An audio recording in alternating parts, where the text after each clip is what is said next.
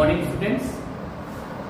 Live class में आप लोगों ने व्यंजन संधि के अंतर्गत नियम नंबर 1 पढ़ा था, जिसमें था कि व्यंजन के पांचों वर्गों अर्थात किसी भी वर्ग के पहले व्यंजन क च ट त प के बाद कोई स्वर अथवा तीसरा चौथा अंतस्थ व्यंजन अर्थात य र ल व आए तो पहला व्यंजन अपने वर्ग के तीसरे व्यंजन ग ज ड द में बदल जाता है। ठीक है, तो यह तो पहला नियम था। आज हम लोग दूसरे नियम से स्टार्ट करेंगे। आइए देखिए कि दूसरा नियम क्या है।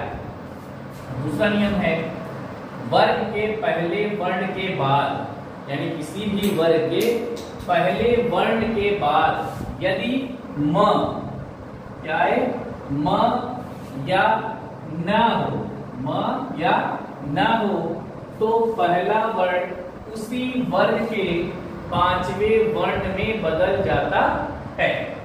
ठीक है, अर्थात क ट त का परिवर्तन अंग ड़ न में हो जाता है। क्लियर? तो यहाँ पर अच्छी तरह से ध्यान दीजिएगा कि किसी भी वर्ग का पहला वर्ण, ठीक है, तो वर्ग के पहले वर्ण के बाद यदि क्या है, म आए, ध्यान दीजिएगा, म या न हो, चाहे म हो चाहे न आए, तो पहला वर्ण उसी वर्ग के पांचवें वर्ण में बदल जाता है। अर्थात क ट त का परिवर्तन अंग अण न में हो जाता है। ध्यान पूर्वक देखिएगा, यहाँ पर क्या है, क ट त अपने वर्ग का पहला वर्ण है, अपने ही वर्ग के पहले वर्ण में ही सब। ठीक है, क ट त यदि उसके बाद म अथवा न आए, यानी क ट त के बाद यदि म या न आता है तो क ट त जो है अपने ही वर्ग का पांचवा अक्षर हो जाएगा। क ट त क्या है, पहला है, लेकिन क है तो क की जगह अंग, ट का परिवर्तन अण और त का परिवर्तन न में हो जाता है। जैसे एग्जाम्पल देखिएगा आप लोग, यहाँ पर वाग्मय।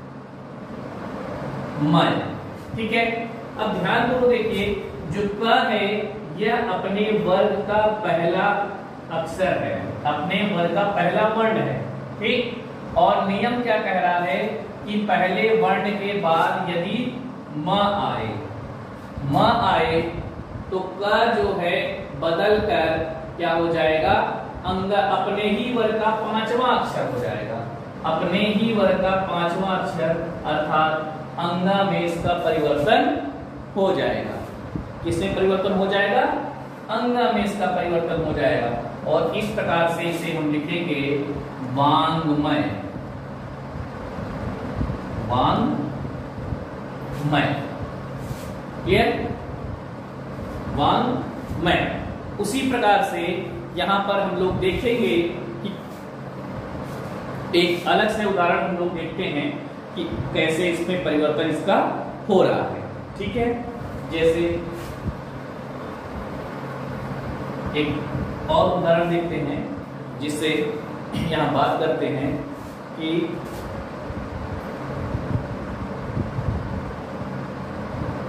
सट मास। ठीक, सट मास। ठीक है, अब यहां पर आपने देखा कि जो ट है, ट क्या है, अपने वर्ग का पहला अक्षर है, ट क्या है, अपने ही वर्ग का पहला अक्षर है, तो इसके बाद क्या है, यहाँ पर म है, यदि म आता है तो ट जो है अपने ही वर्ग का पांचवा अक्षर हो जाएगा। ट वर्ग का पांचवा अक्षर होता है अण। ठीक, तो इसको जब जोड़ कर लिखेंगे तो हो जाएगा षण्मास। ठीक, क्या लिखा जाएगा, षण्मास। ठीक है, इसी प्रकार से हम एक और उदाहरण देखते हैं। यहां पर देखिएगा, जैसे सत मार्ग। ठीक है। अब त क्या है, अपने ही वर्ग का पहला अक्षर है, पहला अक्षर है, और उसके बाद यदि म आता है, ठीक, उसके बाद म आता है तो त वर्ग जो होगा, त अपने ही वर्ग का पांचवा अक्षर अर्थात त थ द ध न, तो ये न में परिवर्तित हो जाएगा और लिखा क्या जाएगा, सन्मार्ग। क्लियर। तो यहां पर आप लोगों ने दूसरे नियम के अंतर्गत क्या देखा कि वर्ग के पहले वर्ण के बाद यदि म या न हो, यहां पर विशेष रूप से देखिएगा, वर्ग का पहला वर्ण होना चाहिए और उसके बाद म अथवा न आए तो पहला वर्ण उसी वर्ग के, यानी जो पहला वर्ण है अपने ही वर्ग के पांचवें वर्ण में बदल जाता है, अर्थात क ट त का परिवर्तन अंग अण न में हो जाता है। जैसे वाग धनमय वांगमय, सट धनमास सन्मास, सत धनमार्ग सन्मार्ग। ठीक है, तो यह तो हुआ व्यंजन संधि का नियम नंबर 2। आइए अब हम लोग व्यंजन संधि का नियम नंबर 3 देखते हैं। नियम नंबर 3, म के संबंध में नियम। ठीक है, आइए यहां पर देखते हैं कि म के संबंध में किस प्रकार का नियम चलता है। ओके, ध्यान से देखिएगा कि यदि म के बाद, ठीक है, म के बाद यदि क च ट त प, यानी क वर्ग, च वर्ग, ट वर्ग, त वर्ग और प, ठीक है, क च ट त प वर्गों का कोई भी वर्ण आए तो म के स्थान पर उसी वर्ग का पांचवा वर्ण या अनुस्वार हो जाता है। ठीक है, ध्यान से देखिएगा कि म के संबंध में नियम क्या है कि यदि, ठीक है, म के बाद यदि क च ट त प वर्गों का कोई भी वर्ण आए, ठीक, क च ट त प, ये 5 वर्ग ने बताए थे कल। ठीक है, तो इन क च ट त प वर्गों का कोई भी वर्ण आए, ठीक, इनमें से जो क च ट त प जो 5 वर्ग मैंने कल बताए थे, इन वर्गों में से कोई भी वर्ण आता है तो म के स्थान पर उसी वर्ग का पांचवा वर्ण या अनुस्वार हो जाता है। ठीक, यानी जहां पर म लिखा होगा और उसके बाद म के बाद यदि क च ट त प, ठीक, ये 5 वर्ग है, इन वर्ग में से कोई भी वर्ण आता है तो म जो है वह अपने पांचवें वर्ण, अपने वर्ग के 5वें वर्ण में बदल जाएगा। ठीक, बदल जाता है या फिर अनुस्वार हो जाता है। क्लियर। जैसे यहां पर देखिएगा, बात करते हम समतल। ठीक है, अब यहां पर देखिए म संबंधी नियम है तो पहले पद का जो अंतिम अक्षर होगा क्या होगा, म। तो यहां पर आपने क्या लिखा, म है, और शर्त क्या है कि म के बाद यदि क च ट त प वर्ग में से कोई भी वर्ण हो तो यहां पर आपने क्या देखा, क देखा। ठीक, तो म किस में बदल जाएगा, अपने ही वर्ग का 5वें अक्षर में बदल जाएगा या अनुस्वार हो जाएगा। ठीक, तो यहां पर क्या हो जा रहा है, म है तो म क्या होगा, म की जगह यहां पर अनुस्वार हो जा रहा है। ठीक है, अब यहां पर क्या लिखा जाएगा, संकल।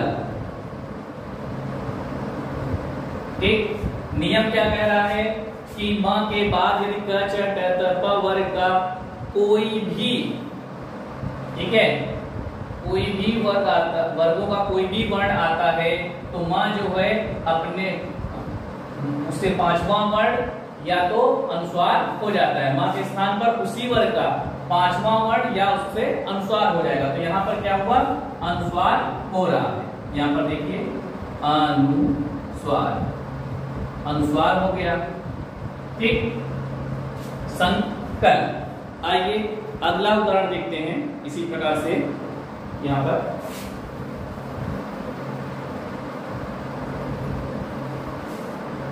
जैसे बात करते हैं हम लोग समघात, ठीक है, समघन घात। तो यहाँ पर म है, म के बाद यदि क च ट त प वर्गों का कोई भी वर्ण हो तो यहाँ पर आपने का क वर्ग का यहाँ पर घ मिल गया, तो म बदल जाएगा किसमें, अनुस्वार में। तो यहाँ पर अनुस्वार हो गया, ठीक। और इसको आप लोग जोड़ कर लिख देंगे, हो जाएगा संघात। क्या हो जाएगा, संघात। क्लियर। उसी प्रकार से और भी उदाहरण लोग देखते हैं, ठीक है, ध्यान से देखिएगा। जैसे क्या है, समजय, तो क्या हो जाएगा, यहां पर फिर अनुस्वार हो जाएगा और क्या बन जाएगा, संजय, संजय, ठीक। तो इसी प्रकार से आप लोग प्रत्येक वर्ग में, यानी म के बाद यदि किसी भी वर्ग का, ये क च ट त प 5 वर्ग बताए गए हैं, क च ट त प वर्गों का कोई भी वर्ण हो, देखिए यहाँ पर क्या था, क था, यहाँ घ हो गया, यहाँ ज हो गया, यानी अपने ही वर्ग, उन क च ट त प वर्गों में से, ठीक है, कोई भी वर्ण होता है तो म या तो अपने ही वर्ग का 5वां अक्षर हो जाएगा या फिर अनुस्वार में बदल जाएगा। तो यहाँ पर सभी क्या है, अनुस्वार में बदल गए। क्लियर। तो आप लोगों ने यहां पर देखा नियम नंबर 3। तो प्यारे बच्चों, आज के लिए हम लोग, आज की जो क्लास होगी हम लोग यहीं पर समाप्त करेंगे।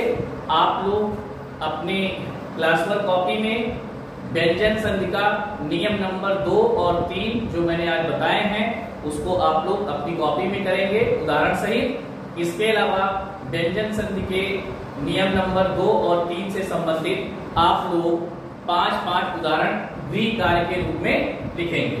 तो आज के लिए इतना ही, धन्यवाद।